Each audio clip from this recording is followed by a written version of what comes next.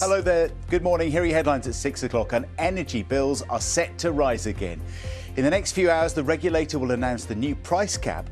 But with government help set to end, households could still face a big hike from April. Yeah, despite the raw cost of energy coming down, most of our bills will go up again. I'm at a community cafe in Preston talking to those who say they will not have the buffer to meet the extra costs. Is a deal done on a new Brexit agreement for Northern Ireland? The Prime Minister meets his European counterpart today in Berkshire. NHS staff tell safety investigators they feared patients were dying as they grappled with long ambulance delays.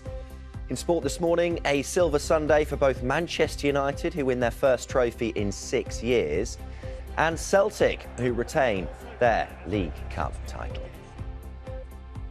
And from today, it is going to be illegal for under 18-year-olds to get married in England and Wales. It's a move that the government say will help prevent forced child marriage. Well, the change means 16 and 17-year-olds will no longer be allowed to enter into a partnership by law, regardless of parental consent.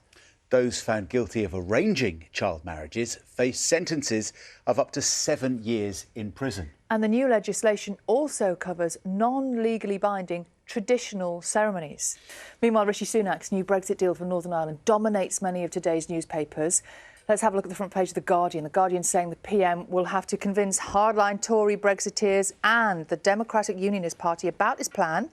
But both have said they'll only give a verdict on the deal once they have read the full and final text.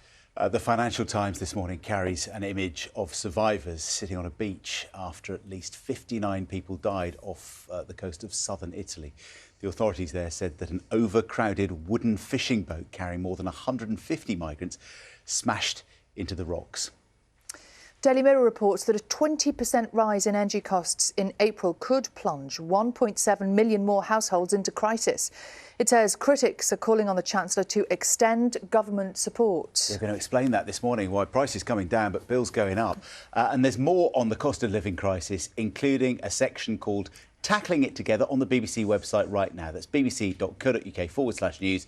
You can access it on the BBC News app as well. Let's take a look then at what's dominating the front pages this morning. Kicking off with the Times. I've won big concessions from EU, claims Sunak. That's the lead on the Times, covering Rishi Sunak's meeting with EU Commission President Ursula von der Leyen today. And Daily Telegraph is also leading on the Brexit story, with the news that Tory MPs are issuing warnings on the content of the deal, saying it must put to a vote. Financial Times goes with the Rishi Sunak being poised to unveil a Brexit deal with the EU that will end what's described as a bitter dispute with Northern Ireland.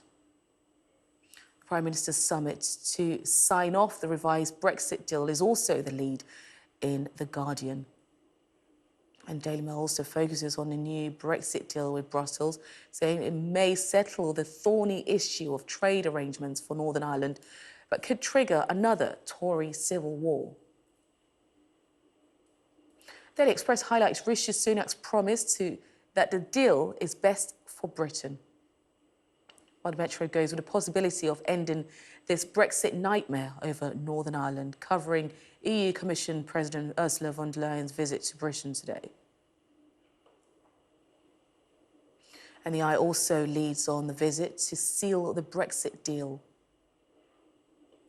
Act now or millions face bills hell. That's the lead of the Daily Mirror there, as critics call on Jeremy Hunt to keep the £60 a month support payment, as energy costs are expected to rise by 20% in April.